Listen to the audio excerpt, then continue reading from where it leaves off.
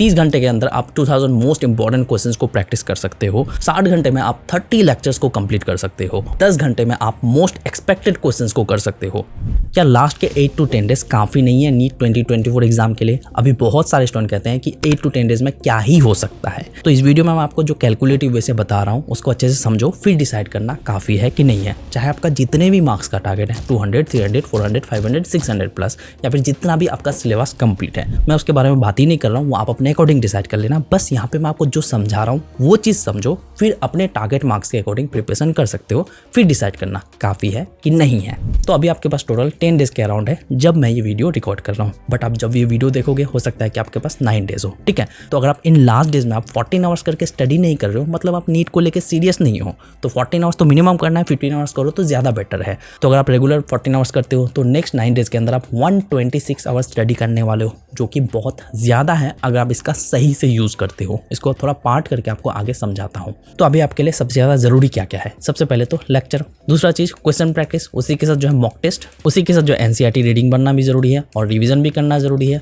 उसी के साथ जो पीवाईक्यूज करना भी ज़रूरी है। बट पीवाईक्यूज आपको करने की ज़रूरत नहीं, जो मैंने ट्रिक्स बताया उन ट्रिक्स को अप्लाई कर सकते हो पीवाईक्यूज के लिए। तो यहाँ पे मैं आपको अभी अच्छे से समझाता हूँ। देखो, मान लेता हूँ कि आप 30 लेक्चर्स देखना चाहते हो, 30 चैप्टर्स कंप्लीट करना चाहते हो, यानी कि 2 आवर्स वाले लेक्चर को देखना चाहते हो। तो 2 आवर्स के अंदर जो एक चैप्टर को कराया जाता है उसमें इंपॉर्टेंट टॉपिक्स ही पढ़ाते हैं, इंपॉर्टेंट कॉन्सेप्ट्स ही पढ़ाते हैं, जहाँ से आप समझ के क्वेश्चंस को सॉल्व कर सकते हो। तो 2 आवर्स के अंदर एक चैप्टर को आप कंप्लीट करने वाले हो, तो आप टोटल 60 आवर्स के अंदर 30 लेक्चर्स को देखने वाले हो। इसमें भी अगर आप चाहो तो टाइम बचा सकते हो स्पीड में लेक्चर को देख के, यानी कि 1.5x स्पीड में देख सकते हो। लेकिन तभी स्पीड में देखना जब आपको समझ में आए, वरना नॉर्मल ही देखना। मान लेता हूँ नॉर्मल में ही देखते हो तो आप 30 लेक्चर्स तो नहीं देखने वाले हो, 20 लेक्चर्स देखने वाले हो मान लेता हूँ। तो 20 लेक्चर्स देखने में आपको 40 आवर्स लगने वाले हैं। उसके बाद अगर मैं क्वेश्चन प्रैक्टिस की बात करूँ तो क्वेश्चन प्रैक्टिस आप यूट्यूब से इंपॉर्टेंट क्वेश्चन को ही प्रैक्टिस करोगे, जिसके लिए हर एक चैप्टर से रिलेटेड ना 1 से 1.5 घंटा लगता है इंपॉर्टेंट क्वेश्चन को प्रैक्टिस करने में। तो मान लेता हूँ कि 1-1 घंटे का आप क्वेश्चन प्रैक्टिस करते हो, उसमें भी आप टाइम बचा सकते हो स्पीड में देख के। तो 20 आवर्स लगने वाले इंपॉर्टेंट क्वेश्चंस को प्रैक्टिस करने में।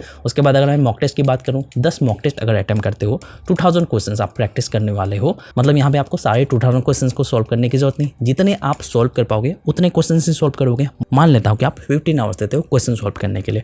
अब जितने क्वेश्चन सॉल्व नहीं कर पाए उन सब क्वेश्चन से रिलेटेड आप टॉपिक को पढ़ोगे, जिसके लिए आप 20 आवर्स दे सकते हो। उसके बाद अगर मैं रिवीजन की बात करूँ, अगर आप शॉर्ट रिवीजन वाले वीडियोस को देखते हो तो 30 मिनट्स का एक वीडियो सेशन होता है। एक चैप्टर को रिवीजन करने में 30 मिनट्स लग सकता है। तो टोटल 20 चैप्टर्स को करने के लिए 10 घंटे लगने वाला है। और अगर आप क्विक नोट्स के थ्रू रिवाइज करते हो तो आपको 15 मिनट के अंदर एक चैप्टर को कंप्लीट कर सकते हो, बट फिर भी मैं 10 घंटे मान के चलता हूँ।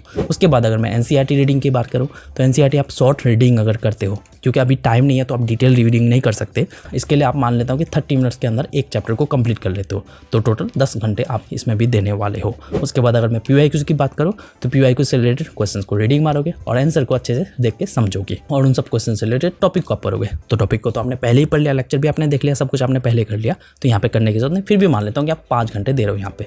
तो टोटल मिला के अगर देखा जाए तो 40 आवर्स लेक्चर में, 20 आवर्स क्वेश्चन प्रैक्टिस में, 35 आवर्स मॉक टेस्ट में, 10 आवर्स रिवीजन में, 10 आवर्स एनसीईआरटी रीडिंग में और 5 आवर्स जो है पीवाईक्यूज में देने वाले हो। यानी कि टोटल 120 आवर्स के अंदर ये सारी चीज़ें आप करने वाले हो कंप्लीट। अगर आप सही से मेहनत करते हो तो इतना कुछ कर सकते हो, और अगर आप इससे ज़्यादा स्टडी करते हो, क्योंकि कम टाइम है तो मोटिवेशन में ऑटोमेटिकली आप ज़्यादा स्टडी करने वाले हो। तो अगर आप सही से करते हो तो इससे ज़्यादा भी कुछ कर सकते हो। बस यहाँ पे मैं आपको बस एग्जाम्पल दे के समझा रहा हूँ कि क्या क्या कर सकते हो। अभी भी बहुत कुछ किया जा सकता है, बस आपको सही अप्रोच की ज़रूरत है। फिर चाहे आपका जितने भी मार्क्स का टारगेट है, फ़र्क नहीं पड़ता, आप उसके अकॉर्डिंग पार्ट कर लो कि किस में कितना टाइम देना है, क्या क्या चीज़ें कंप्लीट करना है, पहले डिसाइड कर लो, फिर उसके अकॉर्डिंग आप टाइम दे के स्टडी करो। देखो, मैं ये नहीं कहता कि आप 2 घंटे के लेक्चर देख के ये सब कुछ करके आप हर एक चैप्टर से रिलेटेड क्वेश्चन सॉल्व कर लोगे, मैं ये नहीं कहता, बट आप काफ़ी कुछ कर सकते हो। ऐसे आप टाइम वेस्ट करने वाले थे, यहाँ पे अगर ऐसा कुछ करते हो तो आपका यहाँ से बहुत कुछ फ़ायदा हो सकता है। ठीक है, अब आप डिसाइड करो करना क्या है।